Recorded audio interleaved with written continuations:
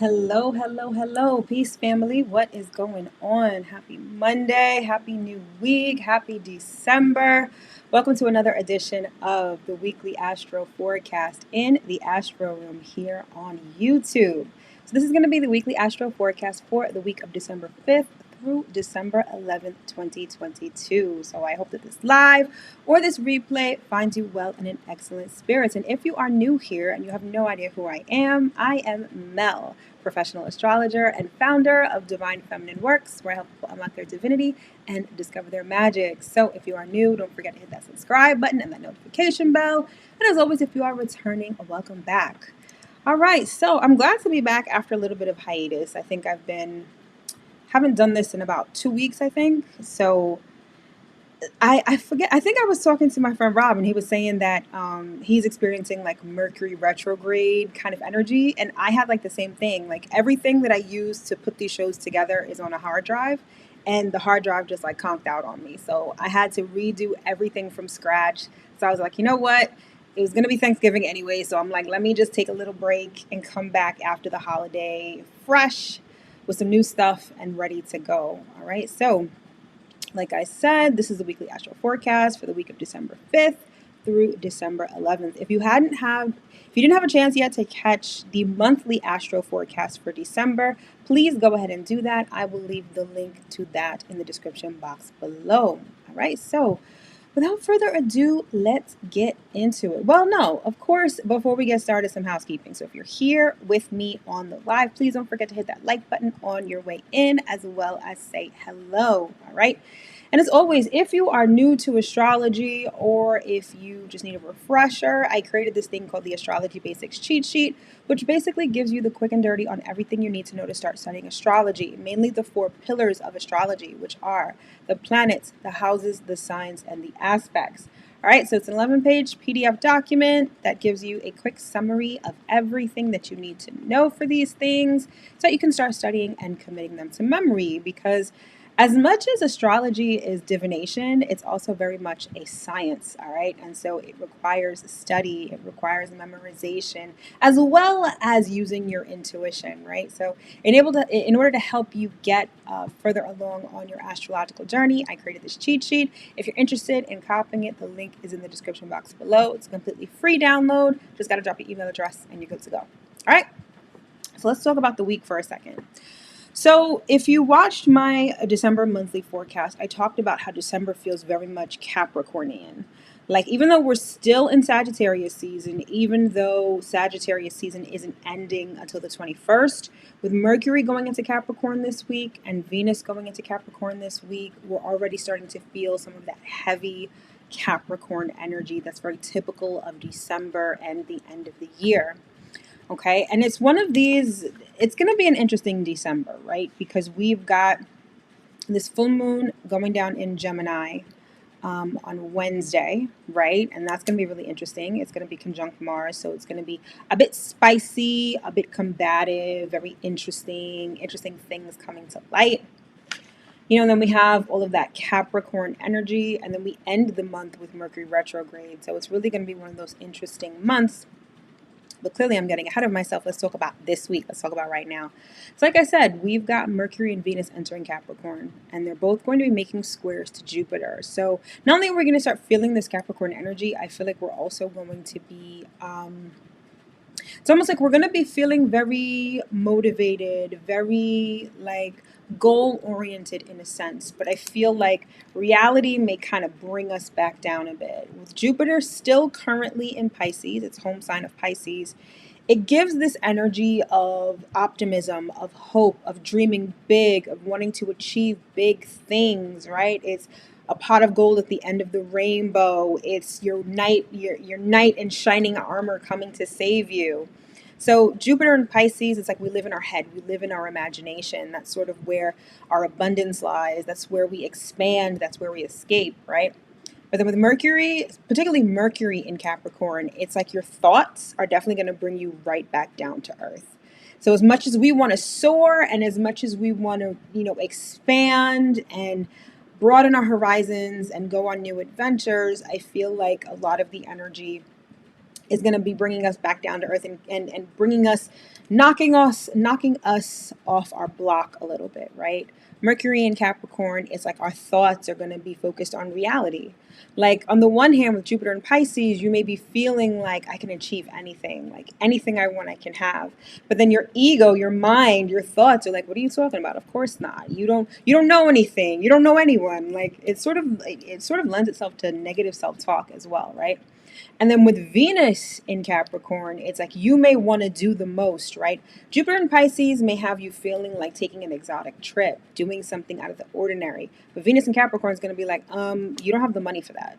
What are you talking about? What are you trying to do right now? So again, expect to feel this energy of wanting to soar, but still being stuck in the mud a little bit, all right? So it's going to be a bit of this wonky dichotomy that we've got this week. All right, so let's get into the highlights and see what we've got going on. Oops, wrong thing. Right, so first up, we have what I call serious discussions, and that is Mercury in Capricorn. And again, this is getting very serious about your thoughts and communication. It's about thinking and talking about the future. A lot of our thoughts, a lot of our focus is going to be geared towards things like money and things like work and other such things. You also may be thinking about or talking a lot about your reputation and your status as well. And by and large, Mercury in Capricorn is really just about taking a down-to-earth and very practical approach to things. It's like looking at the world through a lens of practicality. So again, it gives us that very grounded kind of energy to work with. All right.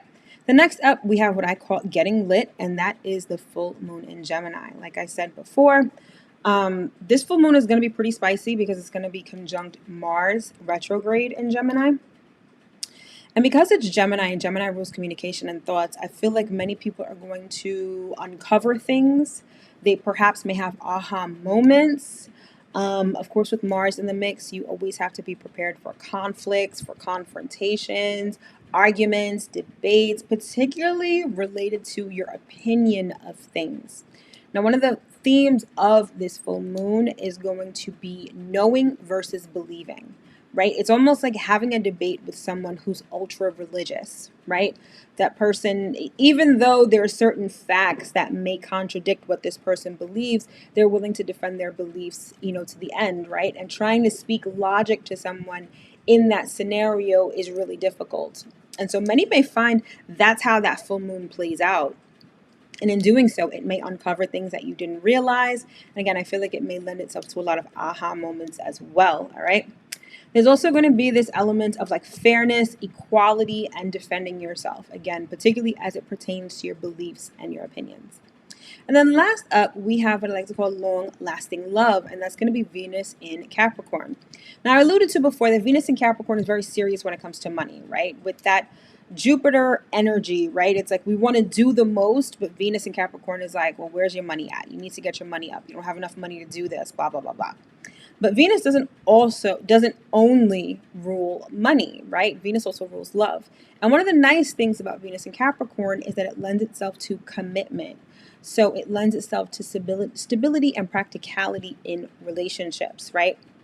This isn't the kind of transit where you're going to be falling madly in love with someone and it's like a knight in shining armor coming to save you, or you going to save Rapunzel or whatever it is. It's not about fairy tales. It's not about idyllic rose-colored love. It's really about practicality, right? Like, does this person really fit in my life? Does this relationship make sense logically in my life? And just the practicality of relationships. But the good thing about that is that Capricorn energy is all about stability. So Venus in Capricorn is very much about stability. It's about, commitment. It's about, getting into something that would last the test of time, right? And some astrologers will arguably say that Venus in Capricorn gives very like soulmate vibes. Which is interesting because I've been having a conversation with someone and they were like, yeah, I have this feeling that I'm going to be finding my soulmate in December. And that vibes so well with the astrology because Venus in Capricorn kind of gives that soulmate kind of vibe, which is nice. And so that's what we have going on for the week. So let's get into the nitty gritty and really get down to what this week has in store. All right. So first up, we've got tomorrow on Tuesday, we've got Mercury going into Capricorn. Hold on. need to get my notes in order. All right, yes. So on Tuesday, we've got Mercury entering Capricorn, Mercury square Jupiter, and then the moon entering Gemini, whereby on Wednesday, the moon will reach full moon status in Gemini. Then on Thursday, we have the sun opposite Mars. On Friday, we've got Venus entering Capricorn, and then immediately Venus will square Jupiter. So notice, I want you guys to take notice, if you've been watching these videos for a while and you've really been paying attention, Mercury and Venus are always never too far apart. And you'll notice that as soon as Mercury enters Capricorn, it squares Jupiter, and Venus will do the same thing, right? And then the sun is not going to be far behind either. So in the coming weeks, expect the sun to enter Capricorn and the sun to square Jupiter as well. All right, and then Friday, again, we've got the moon in Cancer. And then we end the week on Sunday with the moon in Leo. So not too much going on this week, but with these planetary ingresses. So when a planet changes signs, it's called an ingress.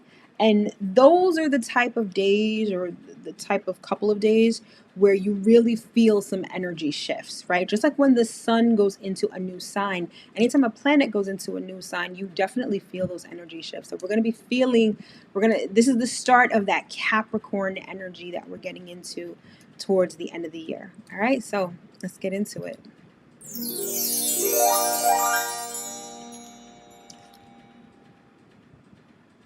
All right, so on Tuesday, we've got Mercury entering Capricorn, like I said, and the Mercury is also going to square Jupiter, and the moon will be in Gemini. All right, so let's discuss.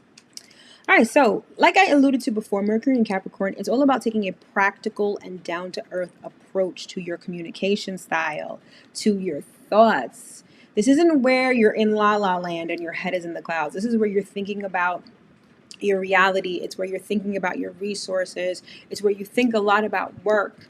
A lot of our conversations tend to be pretty serious as well, which kind of makes sense, right?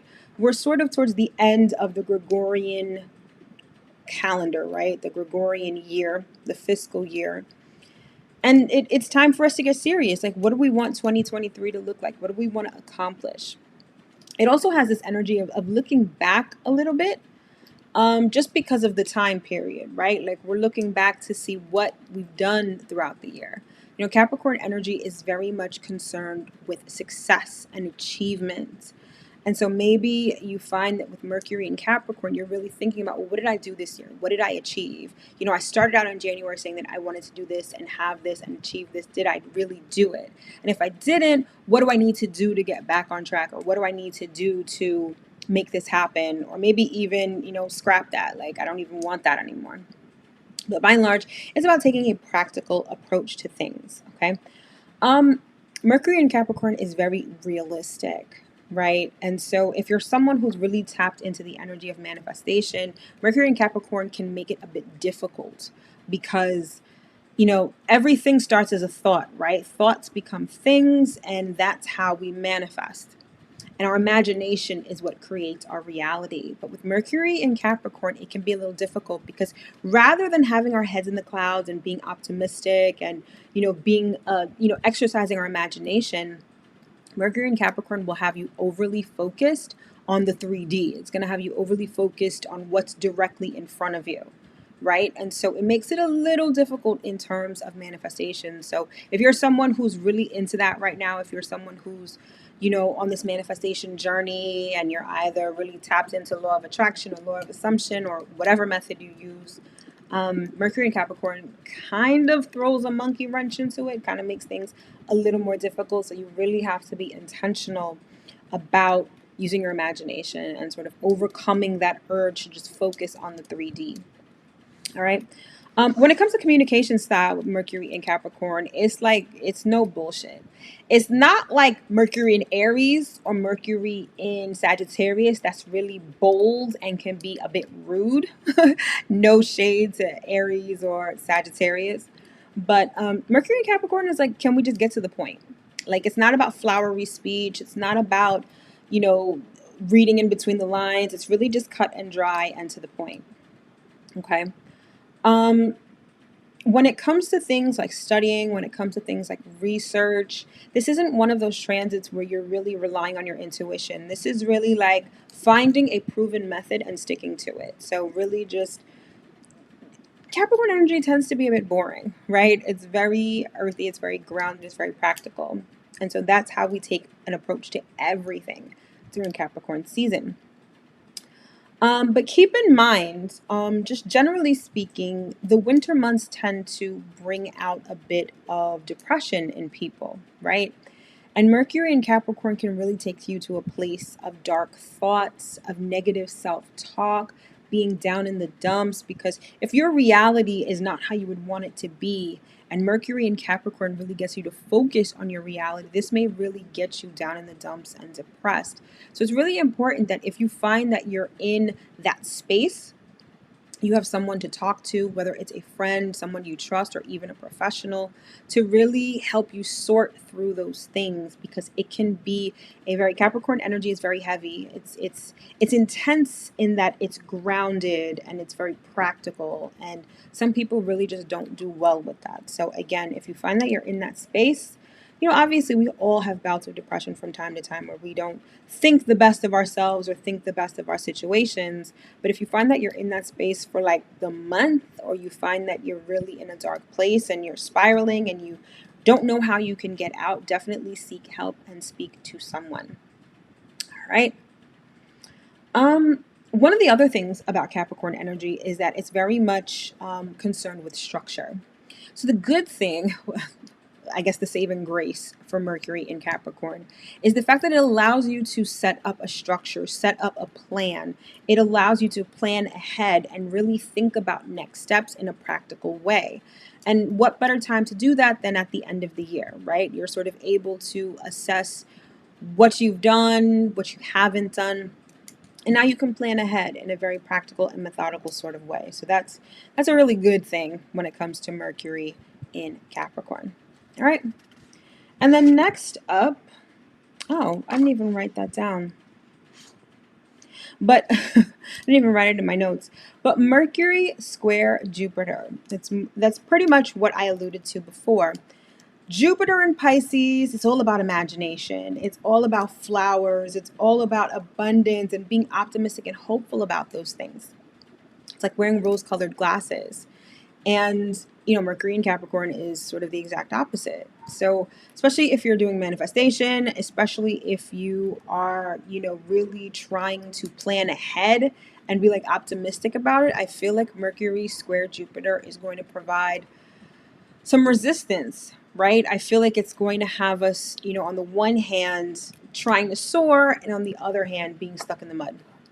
So again, the best way to work through that is to work through it. All right.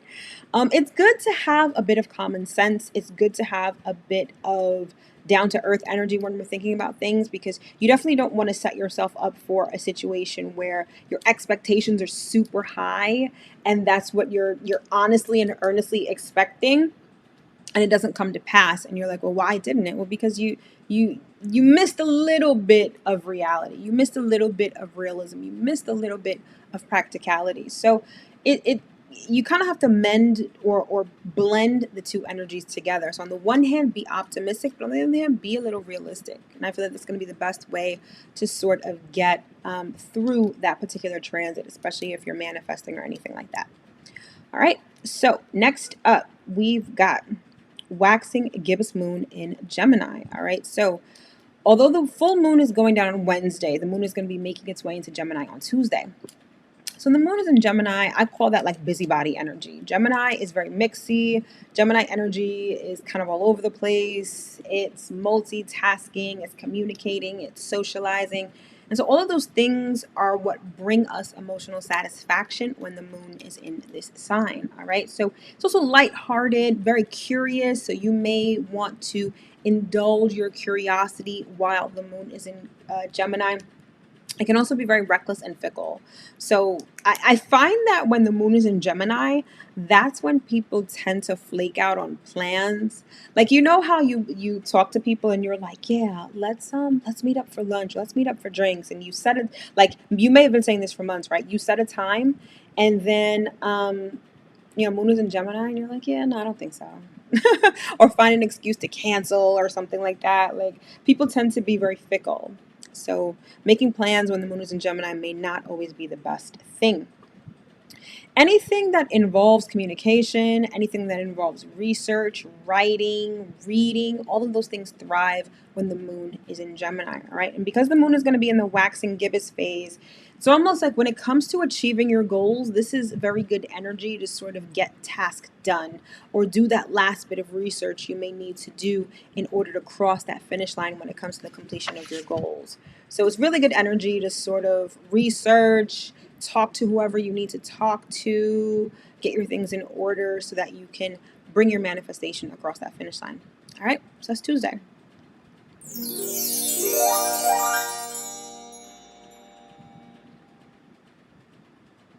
All right, so on Wednesday, we've got that full moon in Gemini. The sun and the moon are both going to be at 16 degrees Sagittarius and Gemini, respectively. All right, so let's talk about it. So it's happening at 11:07 p.m. Eastern Standard Time, all right? And it's going down at the 16th degree of Sagittarius.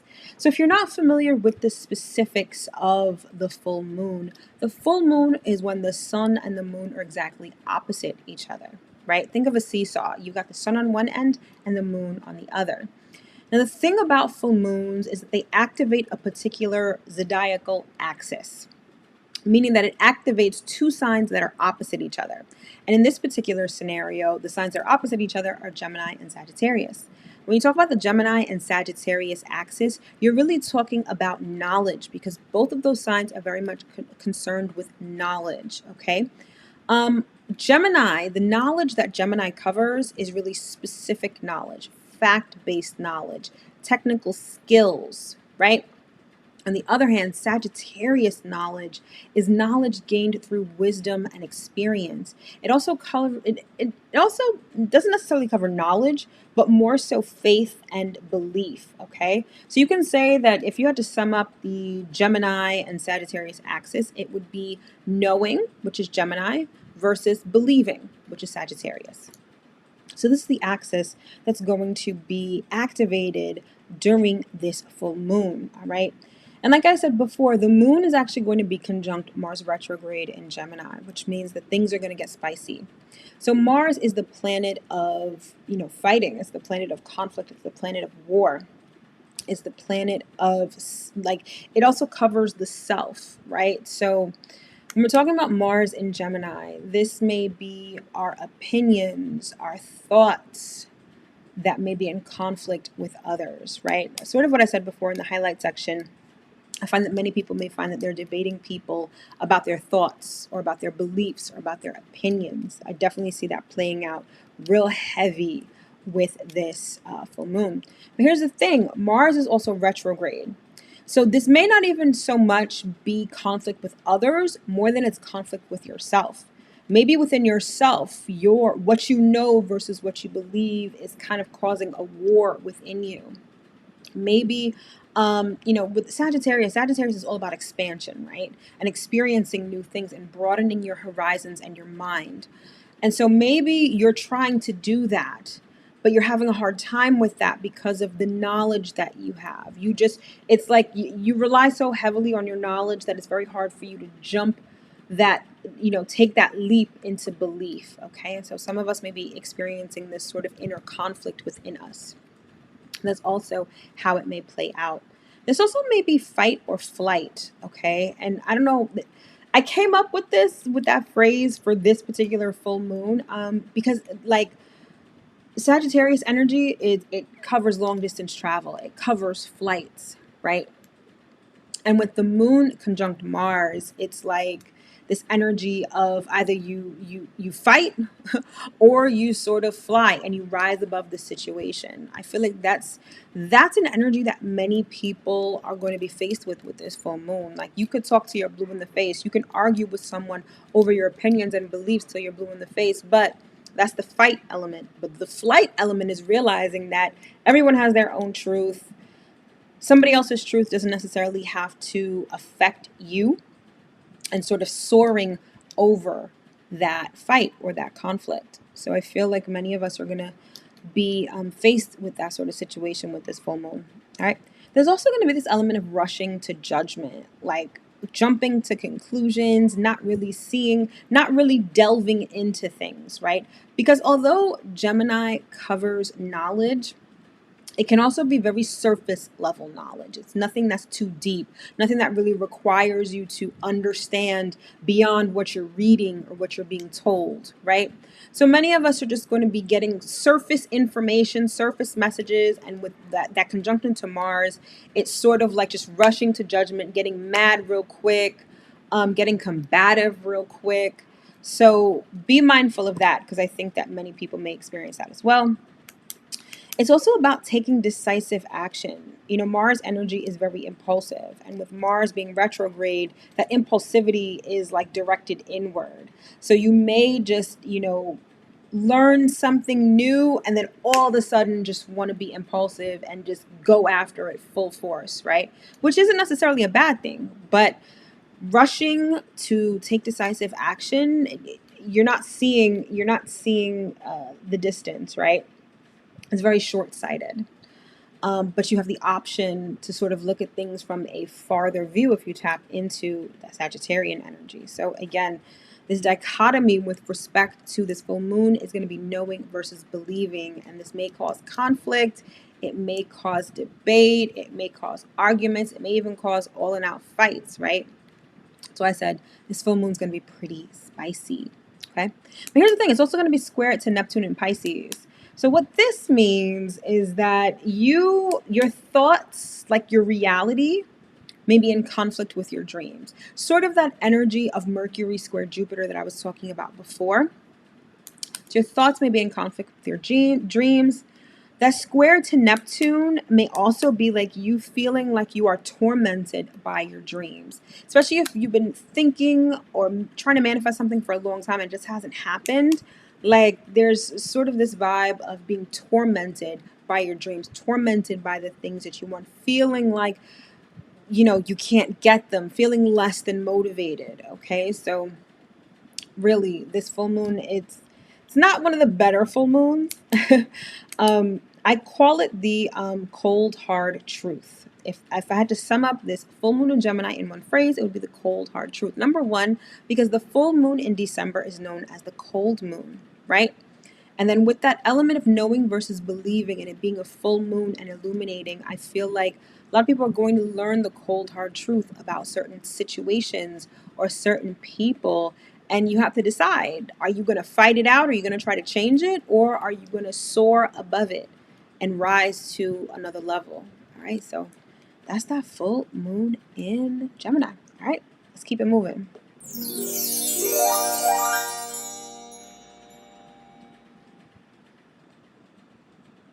All right, so then on Thursday, we've got the sun opposite Mars. So you'll see the sun at the left-hand side of the chart at 16 degrees Sagittarius, and you will see Mars at the right-hand side of the chart at 16 degrees Gemini.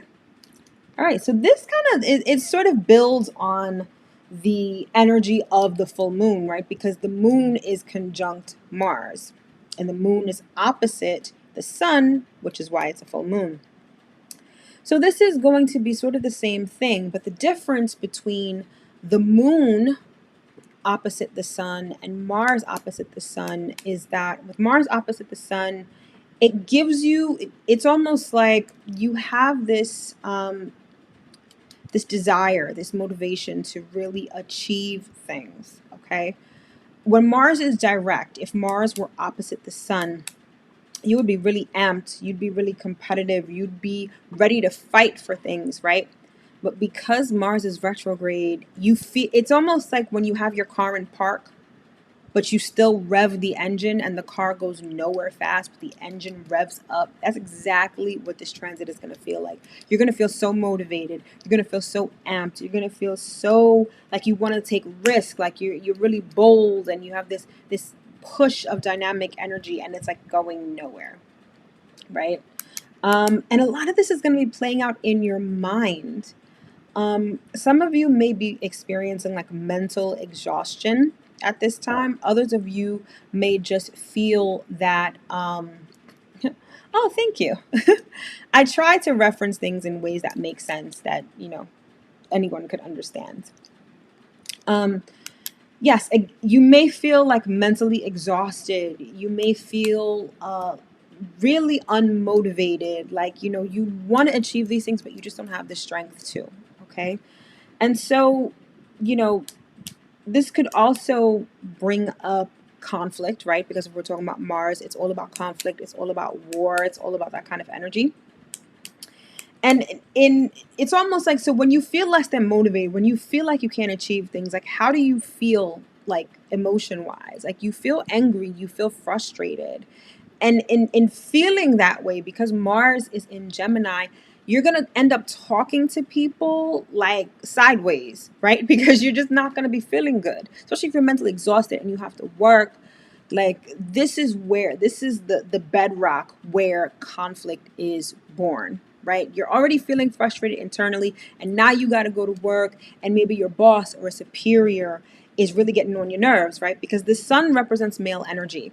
So be mindful, particularly between Wednesday and Thursday, of conflicts with men, okay? Because again, we're feeling a lot of things. It's a spicy full moon. Mars retrograde in Gemini has you feeling mentally exhausted, like you can't achieve anything. And then you have a boss or some dude who's like talking to you disrespectfully or expecting the most of you right now, and you feel like you can't deliver. Again, this is where he said scary hours. This is where conflict is going to be born, right? So be mindful of what you say. If you feel like you need to take the day off and you can, I would suggest that you do, and just rest, right? It's one of those days, like if ever there was a need for like a mental health day, I feel like definitely Wednesday and Thursday would be it, because you really want to get your mind right. Mars retrograde in Gemini can have our minds all types of fucked up. It can have us really thinking negatively about the world. It can have us thinking negatively about ourselves, especially with Mercury going into Capricorn. Like this is like really feeling down in the dumps. All right. So Wednesday to Thursday, it doesn't feel too good. I'm not even gonna lie to you. It doesn't feel too good. And it's not one of those things where you can just power through either. I think the best thing to do is just rest. If you can avoid situations that you know are going to lead to conflict, I would definitely do that. I would just rest. Indulge in things that make you feel good. Anything that's funny, anything that's lighthearted. If you want to indulge in a guilty pleasure like reality TV or something like that, I feel like doing that between Wednesday and Thursday is not necessarily a bad thing, because anything that can lift your spirits is going to help you get through these transits. All right. So that's Thursday.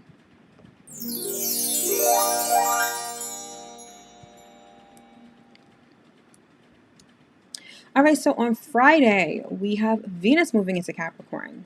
Then we've got Venus square Jupiter.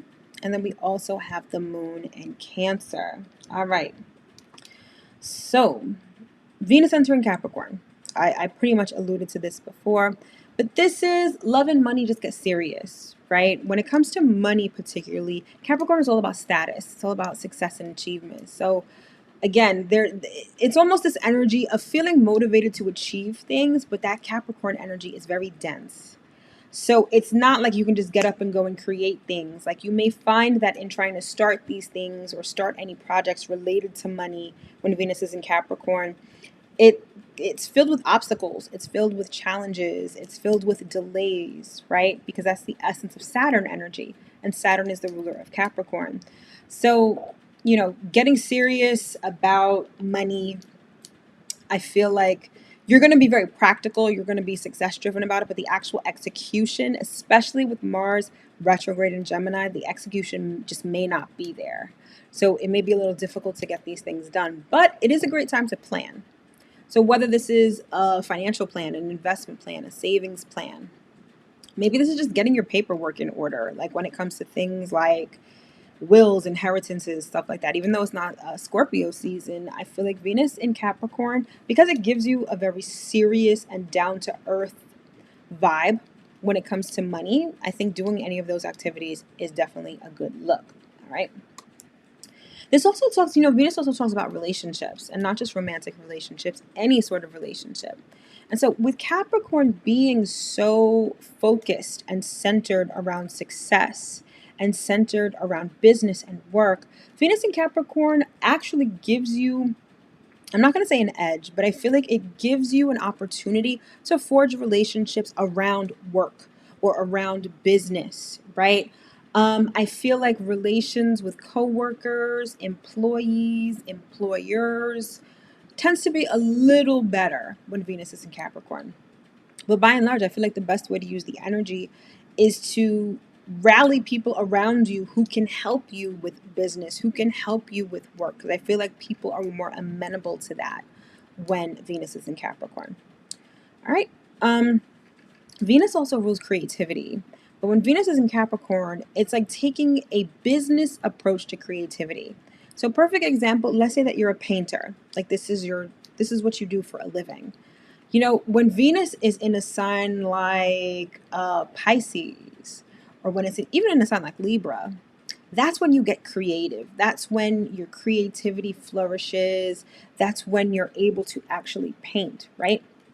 But when Venus is in Capricorn, that's where you can structure your business of painting, right? So rather than just focus on the painting, you can come up with a business plan, how to market your paintings, how to sell your paintings, where to sell your paintings, how to get money for your paintings. That's sort of the way Venus in Capricorn energy works, all right? Oh, okay. Maybe y'all need to have a conversation. All right. um, in terms of relationships, like relationships, romantic relationships, right? Like I said, Venus in Capricorn is all about stability. So this is where you take a practical and down to earth approach when it comes to romance, okay? I think I said this in my monthly video, but whenever I think of Venus in Capricorn or Venus aspecting Saturn in any way, I always think of like OnlyFans, right? It's like the monetization of love. It's the monetization of sex, right? Those kind of things flourish with Venus in Capricorn. But apart from that, Venus in Capricorn is very much about commitments. It's about committing to things, committing to people, okay? Even when it comes to like agreements and contracts and stuff, I feel like Venus in Capricorn is really good for that as well. Any connections made while Venus is in Capricorn will likely last a while, right? Because you're not like in the euphoria of, whatever connection. You're really rooted down to earth, seeing the situation for what it is, and that can provide the foundation for like long lasting relationships. But here's the thing, Venus in Capricorn is boring. You know that phrase, corny comes home at night? Women always say this because, you always want like a dude that looks good, a dude that's flashy. He's not the one that comes home at night. It's the nerd, it's the Point Dexter. That's the one who comes home at night. So Venus in Capricorn, corny comes home at night. Practical, dependable, definitely not emotional, definitely keeping a cool sort of detachment in terms of like relationship style. But there's a place for that, right? You can't have a dog and pony show every damn day. You need someone who's going to come home. You need someone who's going to help pay the bills. Like relationships are not just love and flowers and unicorns and shit, like, right? Like you need practicality, and Venus in Capricorn helps you tap into the practicality of relationships. All right, so now we move on to Venus square Jupiter, okay? And it's interesting because Venus square Jupiter is actually really a positive aspect. So if you're familiar with the aspects, if you've watched any of my other videos, you'll know that a square is a harsh aspect. It denotes tension and frustration. But when you put two positive planets together, you still get some positive energy even though it's a square. So this is having fun. It's not good for work. It's like happy-go-lucky. You want to go shopping. You want to socialize. You want to spend money. The last thing you want to do is work. So Friday, If you feel like you can't focus, if you feel like you've got ants in your pants, you feel like you just want to get out there and have fun, it's probably due to this transit. Anytime you have Jupiter in the mix, like Jupiter is the planet of expansion. So in expansion, you run the risk of excess. Venus is all about money, it's all about love, it's all about indulgence, right? And with Jupiter, you run the risk of things like gluttony, greed, excess, extravagance. So you may find that you need to rein it in a little bit and practice a little bit of moderation while this transit is active.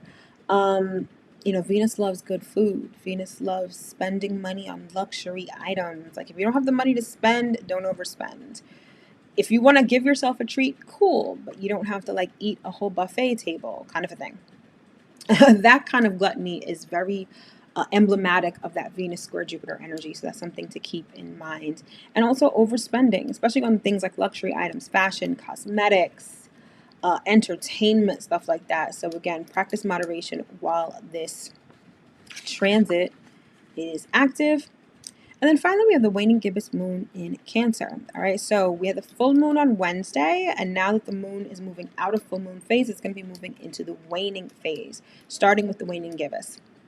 Now, the moon is at home in Cancer.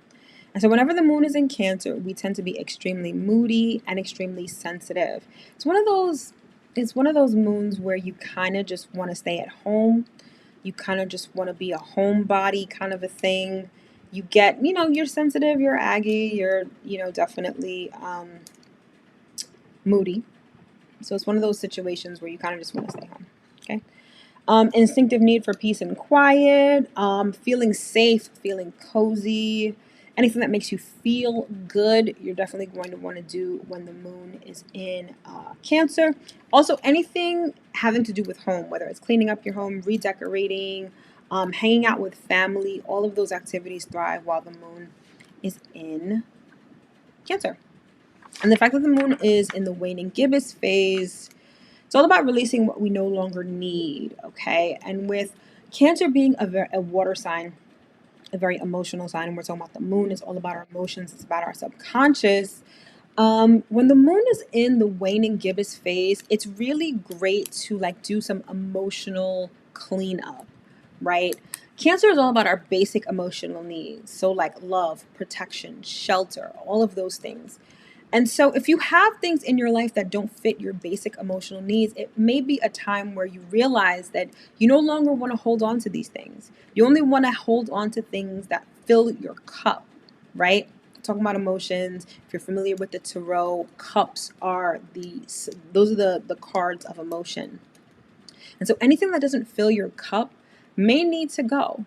And I feel like with that need for peace and quiet, wanting to be at home and be cozy, it's a great time to do some emotional cleanup and think about what needs to stay in your life and what needs to go so that you can feel emotionally secure. That's one of the best ways to use waning gibbous in Cancer energy. All right. And last but not least, we get to Sunday. And on Sunday, the moon moves into Leo. All right, and you'll see that the bottom hand portion of the chart. So moon in Leo is lighthearted, right? So we come from moon in Cancer where it's like, okay, we just want to be cozy. We just want to, we're a bit moody, sensitive, emotional spring cleaning, everything I said before. Then we get with the moon in Leo and it's like, now we're lighthearted. Now we want to play. Now we want to be childlike, indulge in entertainment, be creative. Like Leo is sort of like the energy of Leo is very fun and lighthearted. So when the moon is in Leo, we like to do fun and lighthearted things. We like to be creative, express ourselves, hang out with kids, do things with kids, and be a little romantic, okay? I feel like Leo energy lends itself to being warm, generous. Anything having to do with your heart chakra is definitely associated with Leo energy. So again, when the moon is in Leo, it's the best time to follow your heart. It's the best time to go out on a date. It's the best time to, hang out with friends, indulge in entertainment, hang out with kids. Anything that that your inner child would love and anything that would make your inner child happy, you would definitely want to do when the moon is in Leo. All right. The flip side of that is that Leo can be a bit dramatic. So you may feel like if nothing's going on, if things are too boring, then you kind of feel like something's wrong.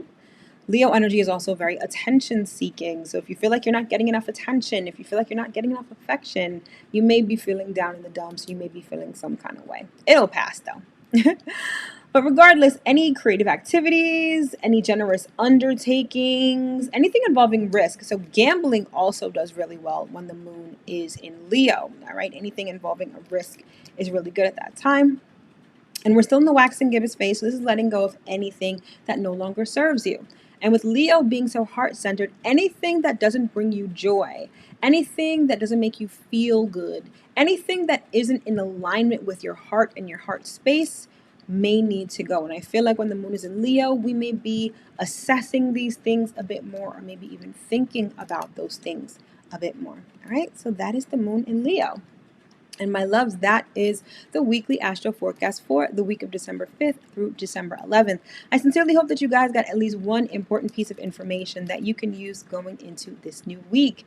If you guys are interested in ordering a natal chart report or any of my other products and services, those links will be in the description box below. All right. And if you found some value in this video, please don't forget to hit that thumbs up. Thank you so much for tuning in. Have an amazing week, and I will see you guys next week. All right, take care.